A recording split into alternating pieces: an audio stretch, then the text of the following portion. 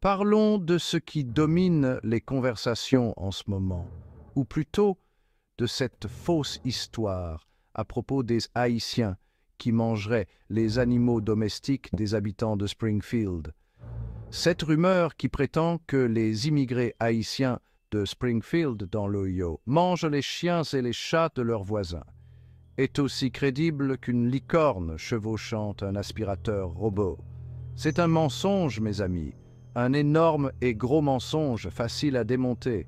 Cette fausse histoire dangereuse n'est pas tombée du ciel. Elle a commencé comme beaucoup de désinformation en ligne sur les réseaux sociaux. Une publication Facebook devenue virale sans aucun fondement vérifié a attisé les flammes de la peur et de la xénophobie.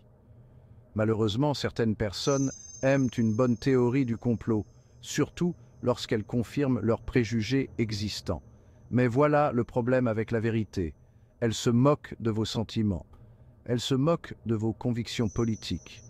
Et elle ne soutient certainement pas cette affirmation ridicule. Il n'y a absolument aucune preuve suggérant que les immigrants haïtiens soient engagés dans une quelconque aventure culinaire impliquant des animaux domestiques.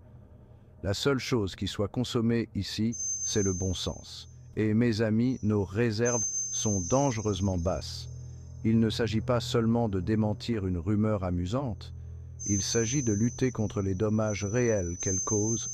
Ce genre de panique infondée peut avoir des conséquences dévastatrices pour les individus et les communautés. La communauté haïtienne, une part précieuse de Springfield.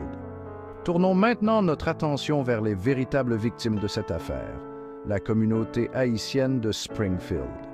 Ces personnes, dont beaucoup sont venues aux États-Unis en quête d'un refuge et d'une vie meilleure, sont devenus des membres précieux de leur communauté. Ils contribuent à l'économie locale, enrichissent le tissu social et incarnent le véritable esprit de résilience et de détermination. Pourtant, ils sont devenus la cible de peurs et de préjugés infondés, alimentés par ce mythe ridicule selon lequel ils mangeraient des animaux domestiques.